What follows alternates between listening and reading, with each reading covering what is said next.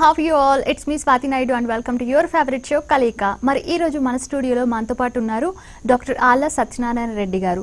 మరి మీలో ఎవరికైనా ఎటువంటి సెక్స్ ప్రాబ్లమ్స్ ఉన్నా అలానే మగవారిలో సంతానలేమి సమస్యలు ఉన్నా కూడా స్క్రీన్ పై స్క్రోల్ అయ్యే నంబర్స్ కి కాల్ చేసి డాక్టర్ గారితో మాట్లాడొచ్చు. నమస్తే డాక్టర్ గారు. నమస్తే డాక్టర్ గారు, షుగర్ సమస్య ఉన్న పురుషులలో అంగస్తంభనలో తేడాలు ఏమైనా ఉంటాయా? షుగర్ సంబంధించిన కష్టం ఉన్నవాళ్ళు, షుగర్ జబ్బు ఉన్నవాళ్ళు చాలామందికి సెక్స్ సంబంధించిన కష్టాలు వస్తూనే ఉంటాయి. అంగస్తంభన సమస్య చాలా మందికి వస్తూనే ఉంటుంది. అంటే షుగర్ జబ్బు వచ్చిన తర్వాత సుమారు 10 సంవత్సరాల తర్వాత కనుక మనం ఏమైనా చూసామంటే కనీసం 4/4 మందికి పూర్తిగా అంగస్తంభన పోద్ది. ఒక 4/4 మంది సెక్స్ చేయగలరు, కానీ కొంత కష్టంతో చేయగలరు. సగం మంది మాత్రమే సాటిస్ఫాక్టరీగా చేయగలరు. అంటే షుగర్ జబ్బు ఉన్న వాళ్ళకి సెక్స్ సంబంధించిన అంగస్తంభన సమస్య చాలామందికి వచ్చి తీరుతుంది. ఇది కరెక్ట్గా కనుక ట్రీట్మెంట్ తీసుకుని కంట్రోల్లో ఉండేవాళ్ళకి కొంత ఆలస్యంగా వస్తాయి. ట్రీట్మెంట్ తీసుకోకుండా లెక్క చేయకుండా ఉండేవాళ్ళందరికీ తొందరగా వస్తుంటుంది అంతే. కానీ రావటం అనేది తథ్యం. అది వయసును బట్టి, ఎన్ని సంవత్సరాల నుంచి మీకు షుగర్ జబ్బు ఉంది అనే దాన్ని బట్టి అంగస్తంభన సమస్య రావటం కలుగుతుంటుంది. మరి సమస్యకి పరిష్కారం తెలుసుకున్నారు కదండి. డాక్టర్ గారు, వయసు మళ్ళిన పురుషుడు చిన్న వయసు స్త్రీతో కలయిక చెందితే గనక ఆమెకి ప్రెగ్నెన్సీ వచ్చే అవకాశం ఉంటుందా? అంటే ఆ అమ్మాయికి గనక ఏ కష్టం లేకపోతే, ఎంత వయసు ఉన్నా కానీ మగవాళ్ళకు వయసు అనేది నిర్ధారణ ఏం లేదు. ఏ వయసుకైనా ఇంద్రియం తయారవుతూనే ఉంటుంది. కాకపోతే చిన్న వయసులో ఉన్నంత పటుత్వం లేకపోవచ్చు కాక, ఇంకా అంత ఎక్కువ తయారవ్వకపోవచ్చు కాక, అంత ఎక్కువ సెక్స్ చేయలేకపోవచ్చు కాక, కానీ అతని ఇంద్రియం మాత్రం చనిపోయే వరకు ఇంద్రియం తయారవుతూనే ఉంటుంది. చనిపోయే వరకు కూడా పిల్లలు పుట్టించే శక్తి మగవాళ్ళకు ఉంటుంది. ఆడవాళ్ళకు ముట్లాగిపోయిన తర్వాత ఉండదు. మగవాళ్ళకు మాత్రం ఏ వయసు అనేది ఏది లేదు. 75 సంవత్సరాల వయసుతో కూడా వయసు వాళ్ళు కూడా పిల్లలు కలిగేవాళ్ళు చాలామందిని చూస్తూనే ఉంటారు. మరి సమస్యకి పరిష్కారం తెలుసుకున్నారు కదండి. మరి మీలో కూడా ఎవరికైనా ఎటువంటి సెక్స్ ప్రాబ్లమ్స్ ఉన్నా అలానే మగవారిలో సంతానలేమి సమస్యలు ఉన్నా కూడా స్క్రీన్ పై స్క్రోల్ అయ్యే నెంబర్స్కి కాల్ చేసి మరి డాక్టర్ గారితో మీ ప్రాబ్లమ్స్ని అడిగి తెలుసుకోవచ్చు. డాక్టర్ గారు, కొత్తగా పెళ్ళైన దంపతుల్లో ఎక్కువగా లేడీస్లో హనీమూన్ హిస్టైటిస్ అని చెప్పి, అంటే హనీమూన్కి వెళ్ళినప్పుడు మాత్రమే, అది కూడా కొత్తగా పెళ్ళైన జంటలో మాత్రమే ఎందుకు ఇలా జరుగుతూ ఉంటుంది? ఇది హనీమూన్ సిస్టైటిస్ అనేది హనీమూన్లో రావాలని ఏం కాదది. ఎవరికైనా మొట్టమొదటిసారికి కొద్ది వారాల్లో, కొద్ది రోజుల్లో పాటు వచ్చే సెక్స్ ఎక్స్పీరియన్స్ లోపల ఆడవాళ్ళకి ఇది వస్తాయి. ఇదేమిటంటే ఆ ఏరియాలో ఇన్ఫెక్షన్ వల్ల రావచ్చు. అంటే మగవాళ్ళతో మొట్టమొదటిసారి కలయిక అదంతాను రఫ్ అండ్ టఫ్ అయిపోయింది కాదు. అంటే ఎవరికైనా చిన్నపిల్లలకి ఏ విధంగా అయితే జలుబులు దగ్గులు ఎప్పుడు వస్తాయో అట్లనే కొత్తగా సెక్స్ చేసే వాళ్ళందరికీ రావచ్చు. ఇక రెండోది, మొట్టమొదటిసారి చేసేటప్పుడు ఏమిటంటే దాని యొక్క ర్యాపిడ్, అంటే మొట్టమొదటి కొద్ది రోజుల పాటు చాలా టైట్గా ఉంటుంది కాబట్టి ర్యాపిడ్ ఎక్కువ ఉంటుంది. ఆ ర్యాపిడ్ యూరినరీ బ్లాడర్, అంటే సంసారం చేసే దోవ కంటే ముందు మూత్ర నాళాలు ఉంటాయి, దాని మీద ఒత్తిడి తగులుద్ది. దాని నుంచి సిస్టైటిస్ అని వస్తాయి. అంటే ఇదేమిటంటే దాన్ని, కాబట్టి మామూలుగా హనీమూన్లో వస్తుంది కాబట్టి హనీమూన్ సిస్టైటిస్ అన్నారు. హనీమూన్ పోయినా పోకపోయినా కానీ, పెళ్ళైనా కాకపోయినా మొట్టమొదటి కొద్ది రోజుల పాటు కనుక ఫ్రీక్వెంట్గా సెక్స్ చేస్తే, అంటే మామూలుగా ఏం చేస్తారంటే పెళ్ళైన కొత్తలో ఆత్రం కొద్దీ గట్టితనం ఉన్నప్పుడు ఈ అమ్మాయి టైట్ ఉన్నా కానీ, లేకపోతే ఈ అమ్మాయికి అవసరం ఉన్నా కానీ, లోపల ర్యాపిడ్ ఎక్కువైనా కానీ, కష్టం వద్దన్నా కానీ మగవాడు తన సామర్థ్యాన్ని నిరూపించుకోవడానికి ఎక్కువసార్లు చేస్తాడు, ఎక్కువ రఫ్గా చేస్తుంటారు. అది సహజమైన మనస్తత్వం. అందువలన సిస్టైటిస్ వస్తాయి. దీనికి ఏమో డౌట్ పడాల్సిన అవసరం లేదు. ఒక వారం రోజుల పాటు భార్యాభర్త కలవకుండా ఇద్దరూ కలిపి ట్యాబ్లెట్ వేసుకుని తగ్గిపోద్ది. మరి సమస్యకి పరిష్కారం తెలుసుకున్నారు కదండి. డాక్టర్ గారు కాలర్ లైన్లో ఉన్నారు. హలో హలో నమస్తే అండి. హలో, మీ ప్రాబ్లం ఏంటో డాక్టర్ గారితో చెప్పండి. హలో హలో చెప్పండి. పాషా గారు చెప్పండి. మ్యారేజ్ 1 month అవుతుందండి. అయితే నాకు శీఘ్రస్ఖలనం అవుతుందండి. పెళ్ళై నెల రోజులు అయింది, శీఘ్రస్ఖలనం అవుతుంది. ఈ పెళ్ళైన తర్వాత అంటే శీఘ్రస్ఖలనం లోపల మీ భార్య లోపలికి పోకముందే శీఘ్రస్ఖలనం అయితే మాత్రం ఆవిడ పడాల్సిందే. పోయిన తర్వాత పెళ్ళైన కొత్తలో చాలామందికి శీఘ్రస్ఖలనం వస్తూనే ఉంటుంది. ఎందుకంటే వాళ్ళకి ఇంకా అనుభవం రాలేదు. రెండవది ఆత్రం ఎక్కువ, అంటే ఎగ్జైటేషన్ ఎక్కువ ఉంటుంది. కానీ ఇదే దాన్ని చూసి నాకు తొందరగా కారిపోతుంది అని ఇబ్బంది పడాల్సిన అవసరం లేదు. అనుభవం మీద అంటే 2-3 నెలల లోపల దాని అంతటిదే సర్దుకుంటుంది. ఏ మందులు వాడుకోవాల్సిన అవసరం లేకుండా, అంటే మీకున్న ఉద్రేక స్థాయి అంతా పెళ్ళైన కొత్తలో అందరికీ ఎక్కువ ఉద్రేకం ఉంటుంది. దాని తర్వాత కొంత అనుభవం వచ్చిన తర్వాత ఇంత ముందున్నటువంటి ఉద్రేకం ఉండదు, అందుకని ఎక్కువసేపు చేయగలరు. అట్లా కాకుండా పెళ్ళైన తర్వాత 2-3 నెలల తర్వాత కూడా కనుక మీకు అట్లానే ఉంటే మాత్రం అప్పుడు ట్రీట్మెంట్ తీసుకోండి. ఇప్పుడు మీరు ట్రీట్మెంట్ తీసుకోవాలంత అవసరమైన పరిస్థితి ఏం కాదు. కాకపోతే ఒకటి గుర్తుపెట్టుకోవాల్సింది, ఒకసారి కనుక భార్యాభర్త కలవటానికి ముందు, అంటే ఎంట్రీ కావటానికంటే ముందు కనుక మీకు ఇంద్రియం కారిపోతుంటే మాత్రం అటువంటి వాళ్ళకి తప్పనిసరిగా ట్రీట్మెంట్ చేస్తాం. మీకు కూడా చేయించుకోవచ్చు కావాలంటే. కానీ అది మీ భార్య కనుక ఇబ్బంది కలిగింది, మరీ తొందరగా అయిపోతుంది అని కనుక మీ భార్య కనుక అంటే మాత్రమే ట్రీట్మెంట్ చేస్తాం. దీనికి తాత్కాలికంగా మీకు కొన్ని నెలల పాటు కనుక ఎక్కువసేపు నిలవటానికి ట్యాబ్లెట్ రాసిస్తాం. దీంతోపాటు మీరు ఎక్కువసేపు చేయగలరు. కానీ అది మీ భార్య కనుక మిమ్మల్ని ఇబ్బంది పెడుతుంటే, లేకపోతే నాకు సరిపోవట్లేదు ఇంకాసేపు చేయమని ఒత్తిడి చేస్తుంటే, లేకపోతే ఆమెకు సంతోషం లేకపోతే, లేదంటే భార్యాభర్త కలవటానికి ముందే మీ ప్యాంట్ లోపలే కారిపోతుండేటైతే మాత్రమే ట్రీట్మెంట్ తీసుకోండి. పెళ్ళైన కొత్తలో కొంత అనుభవం వచ్చిన అందరూ దానంతరం సర్దుకోగలరు. మరి సమస్యకి పరిష్కారం తెలుసుకున్నారు కదండి. డాక్టర్ గారు మరో కాలర్ లైన్లో ఉన్నారు. హలో నమస్తే అండి. హలో ప్రాబ్లం ఏంటో డాక్టర్ గారితో చెప్పండి. హలో నమస్తే మేడం. నమస్తే మేడం. హలో నమస్తే సార్. చెప్పండి సార్. మాకు మ్యారేజ్ అయింది 6 months అవుతుంది. మేము కాపర్ టీ టాబ్లెట్స్ అలాంటివి ఏమో వాడుకుంటా ఏ టైంలో కలిస్తే ప్రెగ్నెంట్ అవ్వదో అలాంటివి ఏమైనా చెప్తారా సార్? ప్రెగ్నెన్సీ కాదు అనా? మాకు టాబ్లెట్స్ అలాంటివి ఏమో వాడకుండా ఓన్లీ న్యాచురల్గా ఉండేది. మీకు ఇప్పుడప్పుడే గర్భిణీ వద్దనుకుంటున్నారు, కానీ ఏ టాబ్లెట్లు కానీ ఏ కండోమ్ కానీ కండోమ్ కూడా వాడుకోవద్దు అనుకుంటున్నారా?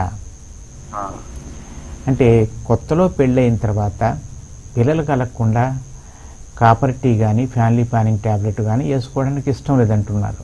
కానీ కండోమ్ వేసుకోవడానికి ఏమి ఇబ్బంది ఉండకపోవచ్చు మీకు. ఒకవేళ అది కూడా నాకు వద్దన్నారనుకోండి, అప్పుడు మాత్రమే పలానా రోజున భార్యాభర్త ఉండకూడదని చెప్తాం. అదేంటంటే, మీ భార్య కనుక నెల కరెక్ట్ బయట వస్తుంటే దాన్ని ఆ నెలని 3 భాగాలు చేయండి. మొదటి భాగం బయటన మొదటి రోజు నుంచి 30 రోజు మధ్యలో 3 భాగాలు చేయండి. మొదటి భాగం, రెండో భాగం, మూడో భాగం. ఈ రెండో భాగం లోపల భార్యాభర్త కలిస్తే పిల్లలు పుట్టే అవకాశం ఉంటుంది. ఆ టైం లోపల మీరు భార్యాభర్త కలవకుంటే ఇప్పుడు గర్భిణి వచ్చే అవకాశం ఆల్మోస్ట్ నిల్. కానీ ఇది మీలాగా పెళ్ళైన కొత్తలో వాళ్ళకి అది పరిష్కారం కాదు. అంటే కొత్తగా పెళ్ళైన వాళ్ళల్లో నెల రోజుల లోపల 5 రోజుల పాటు బయట ఉంటాం, 10 రోజుల పాటు మధ్యలో భార్యాభర్త కలవకుండా ఉండమంటాం. అంటే నెలలో 15 రోజుల పాటు భార్యాభర్త దూరంగా ఉండటం అనేది మీకు సాధ్యమయ్యే పని కాదు.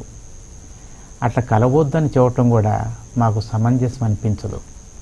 కాబట్టి ఈ పద్ధతి కాకుండా మిగతా ఇంకేదైనా పద్ధతి అనుసరించడానికి కోసం చేయండి.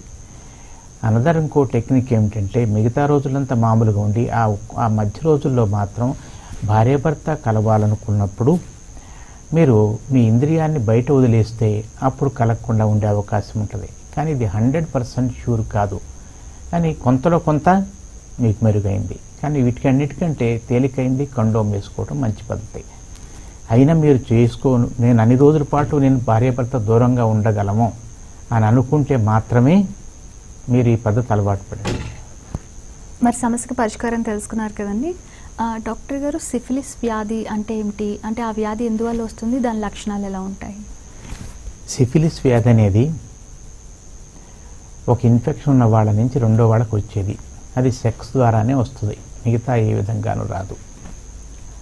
అది కలిసిన తర్వాత 3 రోజుల నుంచి 3 వారాల మధ్య లోపల మగవాళ్ళల్లో అయితే అంగం మీద 1 మహా అయితే 2 పుండ్లు వస్తాయి. అది మెల్లగా దానంతది పుండ్లు వస్తాయి, పుండు పడుద్ది, దాని మీద మంట పుట్టుద్ది. దాని తర్వాత కొన్ని రోజుల తర్వాత దాని అంతా తగ్గిపోద్ది. ఇది ఫస్ట్ స్టేజ్ ఉంటుంది. దీంట్లో ఇంకా రకరకాల stage, second stage, third stage, fourth stage దాకా ఉంటుంది. మొట్టమొదటి స్టేజ్లో మాత్రమే ఈ పుండు కనిపిస్తుంది. ఇది భార్యాభర్త కలిసిన తర్వాత పుండులాగా వచ్చింది అని మగవాళ్ళకి, ఆడవాళ్ళకి కూడా అదే విధంగా వాళ్ళ ప్రైవేట్ పార్ట్స్ మీద పుండులాగా వస్తుంటుంది. ఇది ఇంతకుముందు చాలా ఎక్కువ మందికి చూసేవాళ్ళం. అంటే 15 సంవత్సరాల క్రితం వరకు సిఫిలిస్ చాలా ఎక్కువ ఉండేది. ఇప్పుడు ఎయిడ్స్ వచ్చిన తర్వాత ఈ సిఫిలిస్ చూడటం చాలా తగ్గిపోయింది. ఇది ఫస్ట్ స్టేజ్లో. ఇప్పుడు second stage, third stage syphilis, fourth stage syphilis చూడటం కొన్ని సంవత్సరాలైంది నేను చూసి.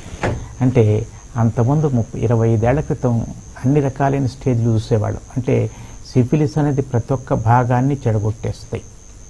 అది ఎముక దాకా కూడా పోతుంటుంది, నరాల దాకా కూడా పోతుంటుంది. కానీ అటువంటి కేసులు కొన్ని సంవత్సరాల తర్వాత వస్తుంటాయి. కానీ గత 15 సంవత్సరాల నుంచి అందరూ ఎయిడ్స్ భయంతో కండోమ్ వేసుకునేసరికి ఈ సిఫిలిస్ వ్యాధి రావటం అనేది చాలా తగ్గిపోయింది. అందుకని మిగతా స్టేజ్లు చూడటం చాలా తక్కువ. ఒకవేళ కనుక ఎవరైనా కానీ అట్లా పుండు వస్తే అన్నిటికంటే తేలికైన మందు పెన్సిలిన్ ఇంజెక్షన్ వేయించుకుంటే చాలు, తగ్గిపోద్ది. మెజారిటీ మనం వాడే యాంటీబయాటిక్స్, దేనికైనా దగ్గుకి తుమ్ముకి వాడే యాంటీబయాటిక్స్ కూడా దీన్ని పనిచేసి సిఫిలిస్ వ్యాధిని తర్వాత స్టేజ్ పోకుండా చేస్తాయి. అందుకని లేట్ సిఫిలిస్ అనేది చూడటం మానేసి ఎన్ని సంవత్సరాలు అయిపోయింది. మరి సమస్యకు పరిష్కారం తెలుసుకున్నారు కదండి. డాక్టర్ గారు మరొక కాలర్ లైన్లో ఉన్నారు. హలో హలో నమస్తే అండి. హలో నమస్తే అండి. హలో నమస్తే అండి. నమస్తే, చెప్పండి. డాక్టర్ గారికి నమస్తే అండి. నమస్తే, చెప్పండి. అదే పెళ్ళైన తర్వాత 16-15 సంవత్సరాలకి కుటుంబ నియంత్రణ ఆపరేషన్ అయిపోయాక పిల్లలు కలుగుతారా మళ్ళీ? పెళ్ళైన తర్వాత మీకు కుటుంబ నియంత్రణ ఆపరేషన్ మగవాళ్ళకి అయిందా, ఆడవాళ్ళకి అయిందా? ఆడవాళ్ళకి. మీ భార్యకి ఇప్పుడు ఎంత వయసు? 39 ఉండొచ్చు. 39. ఒకవేళ దాంట్లో 2 రకాల కారణాలు ఉంటాయి. ఒకటి, పిల్లలు కలగకుండా ఆపరేషన్ చేసిన తర్వాత ఎవరికైనా మళ్ళీ తిరుగు ఆపరేషన్ చేయొచ్చు. ఏ వయసులోనైనా చేయొచ్చు, ఎన్ని సంవత్సరాల తర్వాత అయినా చేయొచ్చు. ముఖ్యంగా ఆడవాళ్ళకి కనుక తిరుగు ఆపరేషన్ కనుక చేసి మైక్రోస్కోప్తో కనుక చేస్తే ట్యూబులు తెరుచుకుంటాయి 50% మందికి. అంటే సగం మందికే తెరుచుకుంటాయి, అందరికి కాదు. కానీ మీ భార్యకి 39 సంవత్సరాల వయసు వచ్చింది అంటే అప్పుడు మిగతా రకాలైన కష్టాలు వస్తుంటాయి. అంటే ఆమెకి అండం తయారు కాకపోవటం కానీ ఇటువంటివి.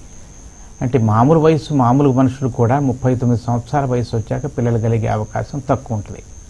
కాబట్టి మీ భార్యకి మీరు నిజంగా పిల్లలు కావాలి కనుక అనుకుంటే ఇప్పటికైనా తిరుగు ఆపరేషన్ చేయించుకోవచ్చు.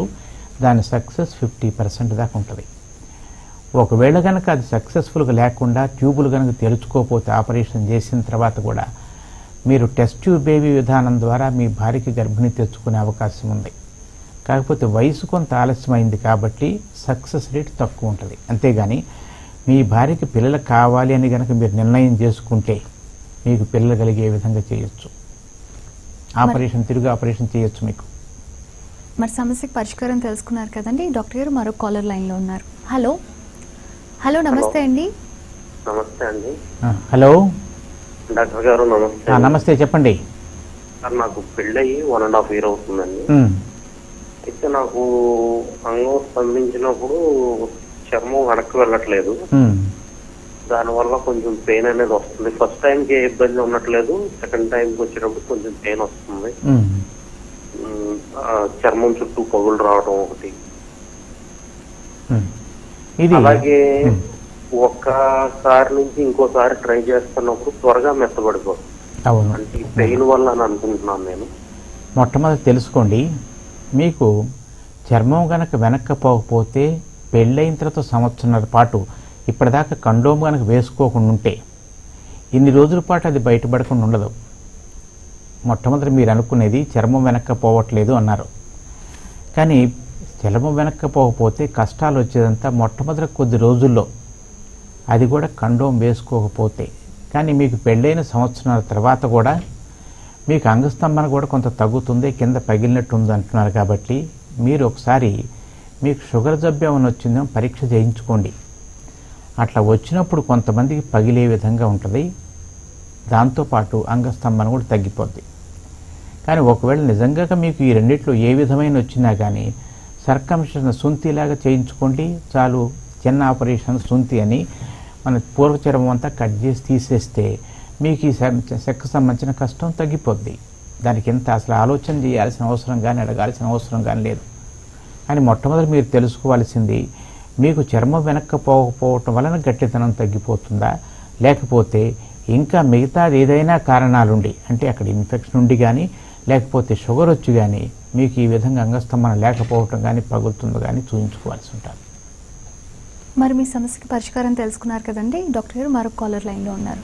హలో హలో హలో నమస్తే అండి. మీ ప్రాబ్లం ఏంటో డాక్టర్ గారితో చెప్పండి. Hello. I'm 21 years old. I'm a student actually. 21 సంవత్సరాల స్టూడెంట్. చెప్పండి. I'm feeling that my penis is too small. మీ మాట వినిపించలేదు clarity. I'm feeling that my penis is too small. Hello. Your voice is not clear. I am feeling that my penis is too small. You are feeling that your penis is too small. Have you ever checked your erect penis length with a scale?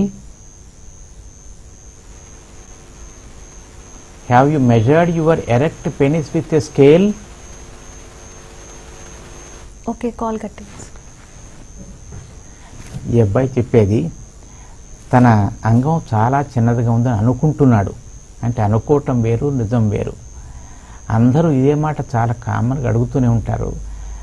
వాళ్ళని మా దగ్గరికి ఇట్లా చాలామంది వస్తూనే ఉంటారు. రోజువారీ ప్రాబ్లమే ఇది. కానీ అందరినీ వెంటనే ప్రశ్నిస్తాం, నువ్వు ఎప్పుడైనా కొలుచుకున్నావు నాయన? లేదండి. మరి అటువంటప్పుడు నీకు ఎంత ఉందో తెలుసుకోకుండా తక్కువ అనుకోవటం అర్థం లేని పని. ఇదిగో పలానా నా ఎత్తు 5 అడుగులు 4 అంగుళాలు ఉందండి, నేను పొడుగా పొట్టా అంటే అర్థం ఒక మాట ఉంది. ఎంత ఉందో పొడుగు తెలియకుండా నేను పొడుగా పొట్టా అని అడిగితే, అంటే దీంట్లో మీరు ముఖ్యంగా ఆలోచన చేయాల్సిన మాట ఏమిటంటే, ఇది చాలా కామన్గా వస్తుంది కాబట్టి కొంత వివరణ చేస్తున్నాం. అంటే ఈ పొడుగు పొట్టి అనేది ఎక్కడైనా 2 మనుషులు కానీ 3 మనుషులు కానీ ఉంటే, 2 కంటే ఎక్కువ ఉన్నప్పుడు ఒకటి పొడుగు ఒకటి పొట్టి అనేది ఉంటుంది.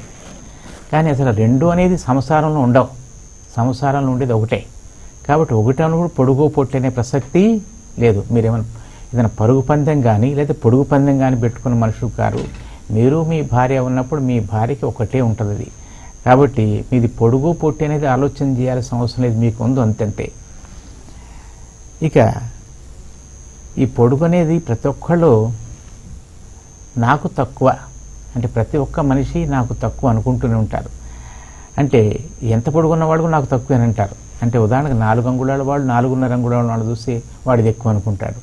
4.5 అంగుళాలు 5 అంగుళాలు అనుకుంటాడు. 5 వాళ్ళు 6 అంగుళాలు అనుకుంటాడు. అంటే ఇక దానికి అంతనే మాట లేదు.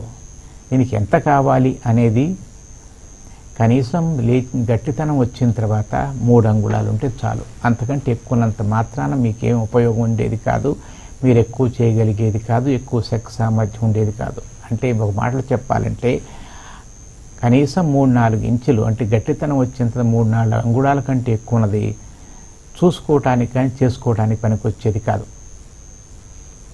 మరి మీ సమస్యకి పరిష్కారం తెలుసుకున్నారు కదండి. డాక్టర్ గారు మరొక కాలర్ లైన్లో ఉన్నారు. హలో హలో నమస్తే అండి. హలో నమస్తే అండి. హలో హలో సార్ చెప్పండి. అదే డైలీ ప్రతిరోజు హస్తప్రయోగం చేయండి. మీకు ఇష్టం ఉంటే, మీకు కోరిక ఉంటే రోజుకోసారి చేసుకోండి, 2 సార్లు చేసుకోండి, 4 రోజులకోసారి చేసుకోండి. అది మీ కోరికను బట్టి చేసుకోండి. అంతేగాని ఊళ్ళో వాళ్ళు ఎవరో చెప్పారని ఈ నడికి ఒకసారి చేయాలా లేదా అనేది కాదు. మీకు ఇష్టం ఉంటే, మీకు ఎప్పుడు కావాలంటే, మీకు వసతి ఉంటే మీ ఇష్టం వచ్చినప్పుడు చేసుకోండి. అంతేగాని ఊళ్ళో వాళ్ళు ఎవరో మీకు ఎన్నిసార్లు సెక్స్ చేయాలి, ఎన్నిసార్లు హస్తప్రయోగం చేసేయాలి అనేది మీకు ఆకలైనప్పుడు అన్నం తినండి. ఊళ్ళో వాళ్ళు తినట్టు 3 సార్లు తినాలని ఏం లేదు, తినకూడదని ఏం లేదు. అట్లానే మీకు ఎన్నిసార్లు హస్తప్రయోగం చేసుకోవాలనుకుంటే, ఎన్ని రోజులకు ఒకసారి చేసుకోవాలంటే అన్ని రోజులకు ఒకసారి చేసుకోండి. దానికి ఒక నిర్ధారణగా ఇన్నిసార్లు చేయాలని ఎక్కడ ఏం లేదు. మరి సమస్యకు పరిష్కారం తెలుసుకున్నారు కదండి. డాక్టర్ గారు మరొక కాలర్ లైన్లో ఉన్నారు. హలో హలో నమస్తే అండి. హలో నమస్తే అండి. చెప్పండి. డాక్టర్ గారితో మాట్లాడారండి. చెప్పండి, నేనేం మాట్లాడుతున్నా చెప్పండి. డాక్టర్ గారు, నాకు అంగం మీద పగుల కింద వస్తున్నాయని చేసినప్పుడు అవి అర్లీగా మళ్ళీ తగ్గిపోతున్నాయి. మళ్ళీ ఒకసారి భార్య భర్త కలిసిన తర్వాత పగిలినట్లు అనిపిస్తుంది చర్మం మీద. మళ్ళీ 2 రోజుల పాటు కనుక చేయకపోతే మళ్ళీ హీల్ అయిపోద్ది, మళ్ళీ అట్లా వస్తుంటుంది. ఇట్లా వచ్చిన వాళ్ళలో చాలామందికి మీకు కానీ మీ భార్యకి కానీ ఫంగల్ ఇన్ఫెక్షన్ ఉంటే ఇట్లా వస్తాయి. ఇక రెండవది, మీకు షుగర్ జబ్బున్నా మీ భార్యకి షుగర్ జబ్బున్నా ఈ విధంగా వచ్చే అవకాశం ఉంటుంది. ముందు ఒకసారి పరీక్ష చేయించుకోండి. ఇది షుగర్ జబ్బు చాలా కామన్గా ఉంది ఇట్లాంటి వాళ్ళల్లో. అది షుగర్ జబ్బు కనుక పరీక్ష చేయించుకుంటే ఒకవేళ మీ భార్యకి షుగర్ జబ్బున్నా మీకు ఈ విధంగా ఆమెకు వచ్చిన ఇన్ఫెక్షన్ మీకంటే రావచ్చు. లేదు మీకు షుగర్ జబ్బున్నా మీ షుగర్ జబ్బుకి ఫంగల్ ఇన్ఫెక్షన్ వస్తుంది, వచ్చినప్పుడు పగిలినట్టు అవుద్ది. ఇది మీ భార్య కూడా అంటుంది. అంటే ఒకవేళ కనుక ఇద్దరు ఒకేసారి పరీక్ష చేయించుకొని ఒకేసారి ట్రీట్మెంట్ తీసుకుంటే అప్పుడు తగ్గిపోద్ది. అట్లా కాకుండా మాటికి కనుక పగలటం మళ్ళీ మానటం, మళ్ళీ పగలటం మానటం వల్ల కొన్నాళ్ళు అయ్యేసరికి ఆ చర్మం అంతాను గట్టిపడిపోయి ముడుచుకుపోతుంటుంది.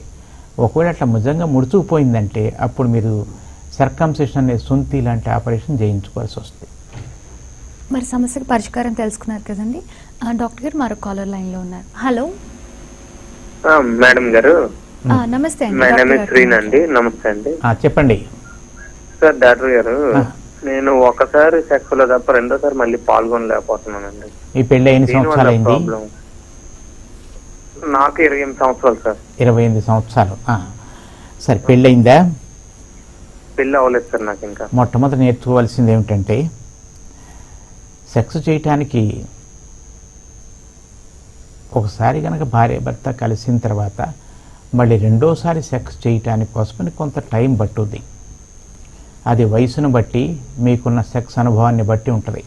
అంటే సుమారుగా 28 సంవత్సరాల వయసు ఉన్న మనిషి ఒకసారి చేసిన తర్వాత మళ్ళీ రెండోసారి ఉద్రేకం రావటానికి 1 గంట 2 గంటలు పట్టుద్ది. మీరందరూ ఓసారి చేసిన తర్వాత ఆత్రపడిపోయి అరగంట తర్వాత మళ్ళీ చేయటానికి పోయినప్పుడు మీకు గట్టితనం రాకపోవచ్చు. అంటే మామూలుగా ఇట్లానే మీ పెళ్లి కాని పిల్లలందరూ ఏం చేస్తారంటే ఎప్పుడో ఒకసారి ఒక అరగంట అవకాశం దొరుకుద్ది. దొరకగానే ఒకసారి సెక్స్ చేసి మళ్ళీ అయ్యో టైం అయిపోతుంది, ఇంకా అరగంట తర్వాత నాకు అవకాశం దొరకదని తొందరగానే చేయడానికి పూనుకుంటారు. మీకు అప్పుడు గట్టితనం రాదు. అట్లా కాకుండా ఇది సహజమైంది ప్రతి ఒక్క మనిషికి. మీరు ఒకసారి అన్నం తిన్న తర్వాత మళ్ళీ రెండోసారి ఆకలి కావటానికి కోసం కొంత టైం పట్టుద్ది. అదేవిధంగా ఒకసారి సెక్స్ చేసిన మళ్ళీ రెండోసారి చేయడానికి కొంత టైం గ్యాప్ ఇవ్వాల్సి ఉంటుంది. అది వయసును బట్టి టైం మారిపోతుంటుంది అన్నమాట. పెద్ద వయసు వచ్చే కొద్ది ఇంకా ఎక్కువ టైం పడుతుంటుంది. మీ సమస్య అదే ఉండొచ్చు. అంటే పెళ్లి కాని పిల్లలకి సాధ్యంత చాలామంది ఎట్లానే చేసేది, వాళ్ళ ఫ్రెండు 1 గంట టైం దొరికిందంటే ఒకసారి అయిపోయిన 5 నిమిషాలు మళ్ళీ రెండోసారి చేయడానికి ప్రయత్నం చేస్తే నాకు కావట్లేదని చెప్తుంటారు. ఇదేం జబ్బు కాదు. రెండోది మీరు తెలుసుకోవాల్సింది ఏంటంటే ఇదే సమస్య మీకు పెళ్ళైన తర్వాత కూడా అది సమస్య కాదు. అది అంటే ఏమిటంటే మీరు భార్యాభర్త కలిసేటప్పుడు మీకు ఇష్టం ఉంటే చేయండి, ఒకసారి చక్కగా చేయగలిగారు చాలు. అట్లా కాకుండా మీరు బలవంతంగా మేము రెండోసారి 4వసారి చేయాల్సిన అవసరం పెళ్ళైన తర్వాత ఏం లేదు. అంటే యావరేజ్ ఫ్రీక్వెన్సీ ఆఫ్ సెక్స్ ఎంత ఉంటుంది అంటే మీ పక్కన వాళ్ళు చెప్పింది నేను 5 సార్లు చేశాను వాళ్ళని కంపేర్ చేసుకోవాల్సిన అవసరం ఏమీ లేదు. నిజంగానే వాళ్ళు చేసి ఉండొచ్చు, మీరు దాని నుంచి అడుగుతుంటారు చాలామంది అదే ప్రాబ్లంకి. అంటే పక్కన వాళ్ళ ఫ్రెండ్ ఎప్పుడు చెప్తారు నేను 4 సార్లు చేశాను అంటాడు. కానీ అంటే వాళ్ళు అనుకునేది ఏమిటంటే ప్రతి ఒక్క రోజున 4 సార్లు చేస్తున్నాడు అనుకుంటారు.